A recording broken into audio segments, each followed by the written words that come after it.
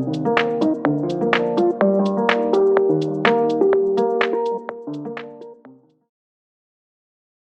welcome to episode 5 of Your Way. So to the regular listeners who may have noticed there was a little bit of delay between episodes 3 and 4, just wanted to let you know that my podcast manager had some time off so that she could take care of herself.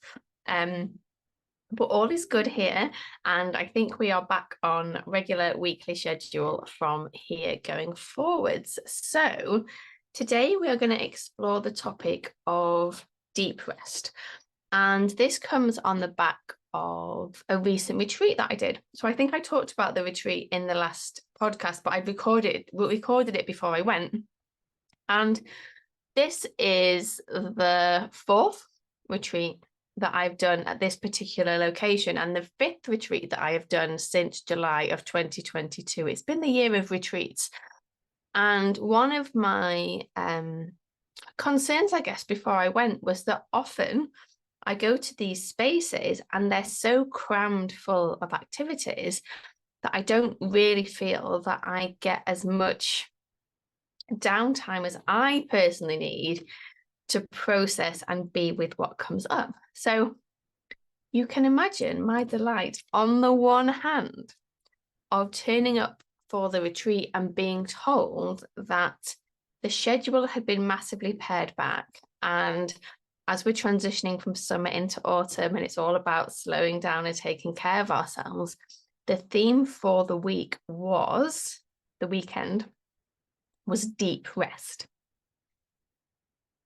Now, my immediate reaction to this was, that's amazing. It's just what I need. And then I realized that what that meant was that on the Friday, I would essentially be doing 0 movement whatsoever. And I would just be sitting around or lying around for the entire day. And parts of me were really quite terrified by that, right? I am much, much better at resting. I'm great at napping. But actually just being without doing anything else, I don't tend to do. And I know why, because when we stop and we give ourselves a chance to process, it's when we meet that next edge of our growth, or the stuff that we've buried down, or the stuff that we don't want to look at.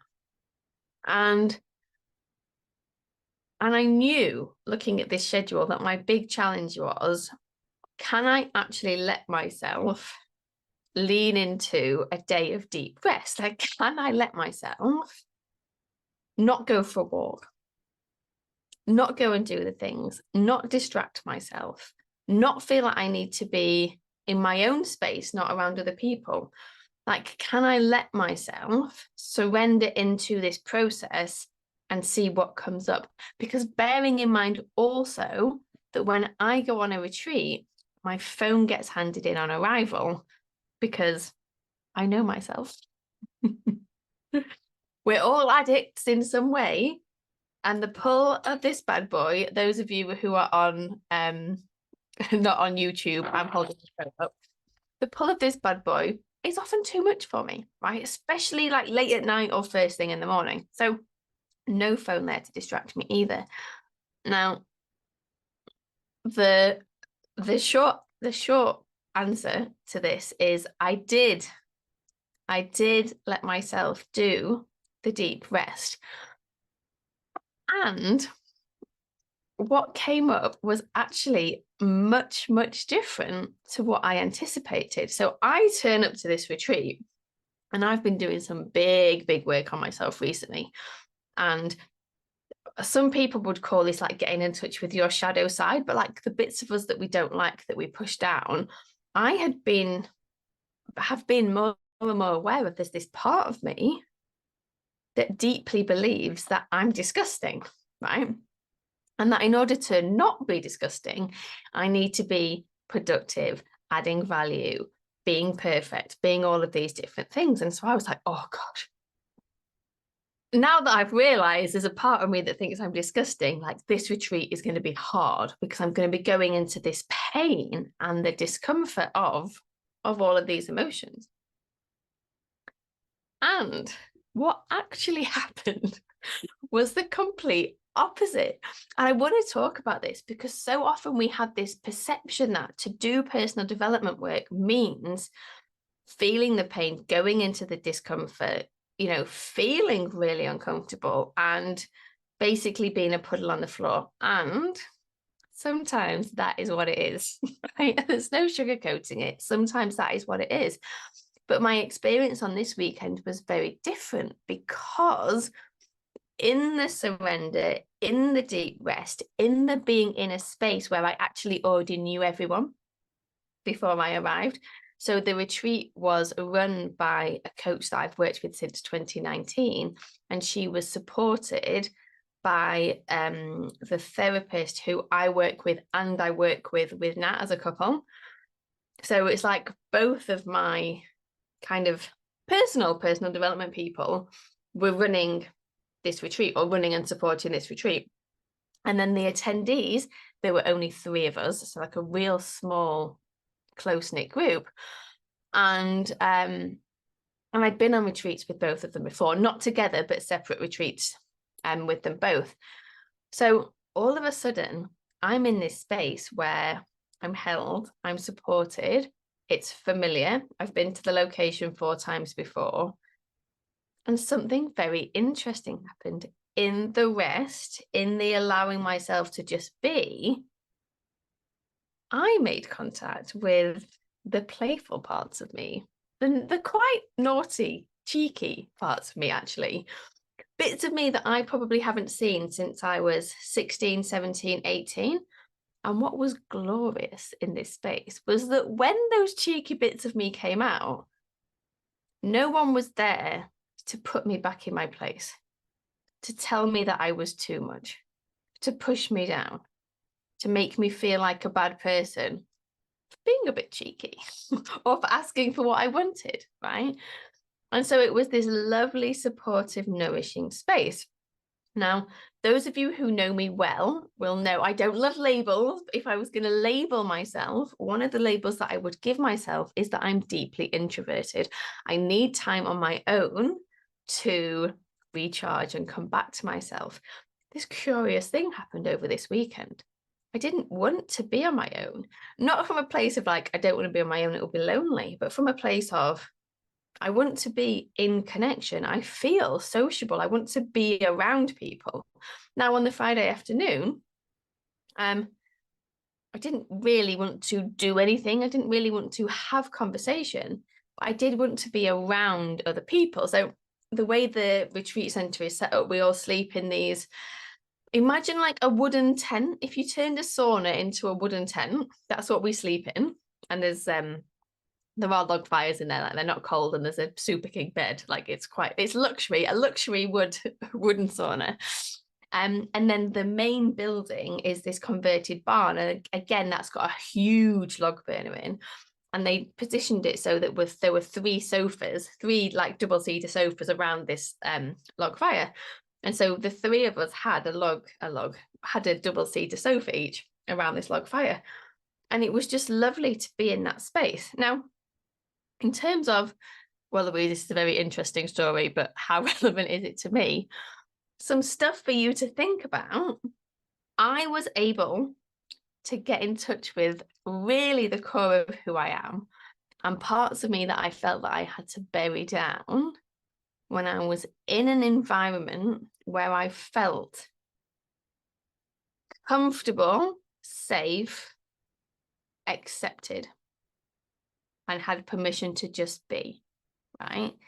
And I think sometimes we feel like we've lost touch with who we are, but who we are is right there sitting underneath the surface. It just needs the right environment and conditions so that it can kind of come out and flourish. And then the other piece is sometimes we think if we stop and rest, bad things are going to happen. And it's just not always the case, right? And when we allow ourselves to rest deeply, we come back stronger, we come back revitalized, we come back energized. And one of the biggest takeaways of this weekend for me, because I work in the personal development space, right? As many of you listening also will. If you don't work in the personal development space, you might have a team that you look after. You might be parents, you've got kids you look after. So often we do this work for other people. So for me, I'm like, well, I do this work, but I'll do this work so that way I can really show up and deliver for my clients. So I can be the best that I can be for my clients. And one of the big takeaways from this weekend, because Danielle, the lady who was running it, kept repeating over and over and over again, is how do we shift it so that we are doing the work just for us? Right now, there's always going to be knock-on benefits. You've heard me talk before about sometimes parents come to me to do this work because they want to not pass on some of their patterns to their kids.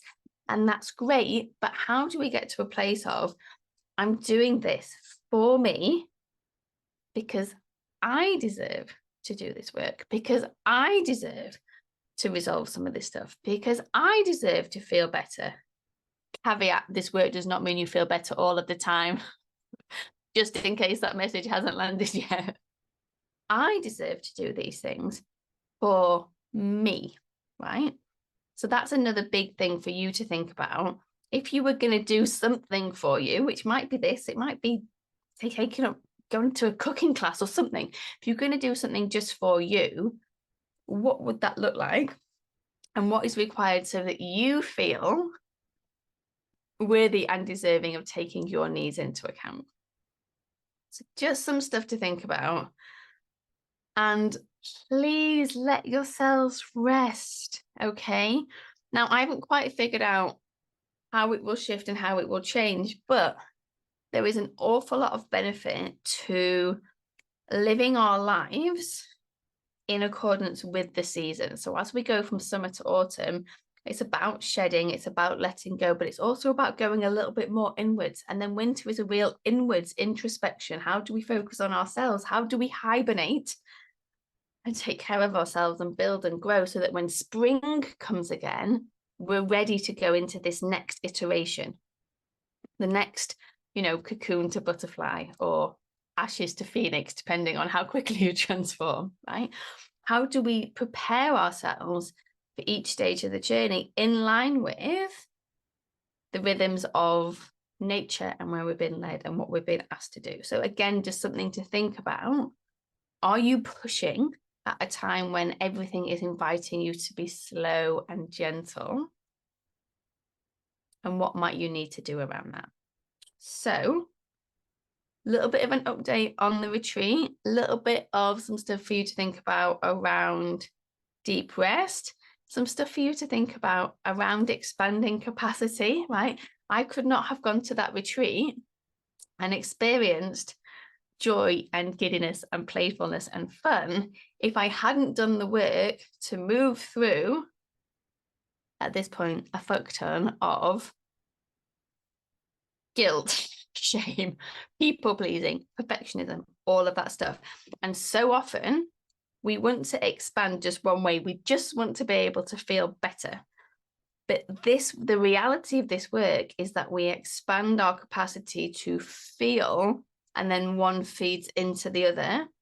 And they're all beautiful, essential parts of the journey. So I'm going to leave it there. Come and share your takeaways with me. Have a great week. Think about what rest might look like for you. Where is life leading you? What are you being asked to do? How can you answer the call? All right. Take care. Bye.